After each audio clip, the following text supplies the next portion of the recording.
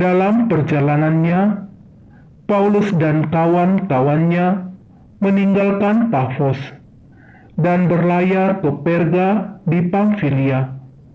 Tetapi Yohanes meninggalkan mereka, lalu kembali ke Yerusalem.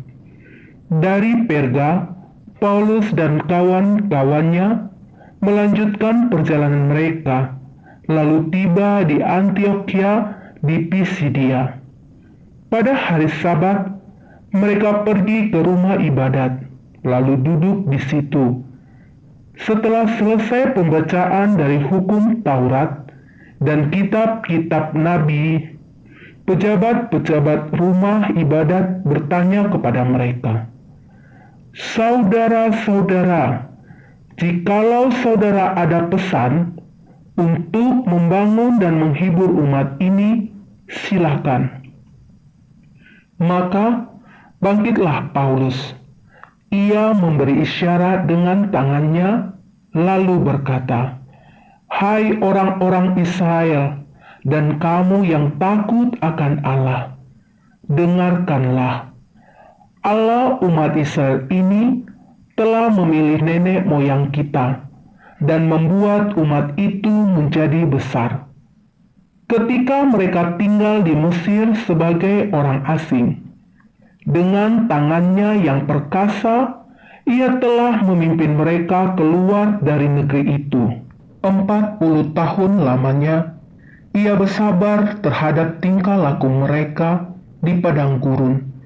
Dan setelah membinasakan 7 bangsa di tanah Kanaan, ia membagi-bagikan tanah itu kepada mereka untuk menjadi warisan mereka selama kira-kira 450 tahun. Sesudah itu ia memberikan mereka hakim-hakim sampai pada zaman Nabi Samuel. Kemudian mereka meminta seorang raja, dan Allah memberikan kepada mereka Saul bin Kis dari suku Benyamin. 40 tahun lamanya. Setelah Saul disingkirkan, Allah mengangkat Daud menjadi raja mereka.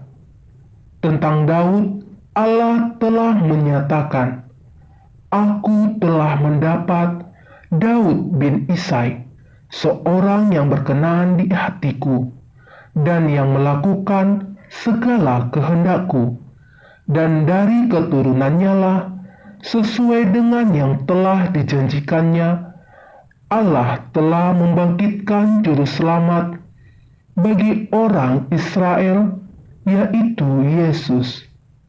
Menjelang kedatangannya, Yohanes telah menyerukan kepada seluruh bangsa Israel supaya mereka bertobat dan memberi diri dibaptis. Dan ketika hampir selesai menunaikan tugasnya, Yohanes berkata, "Aku bukanlah dia yang kamu sangka, tetapi ia akan datang kemudian daripadaku. Membuka kasut dari kakinya pun aku tidak layak."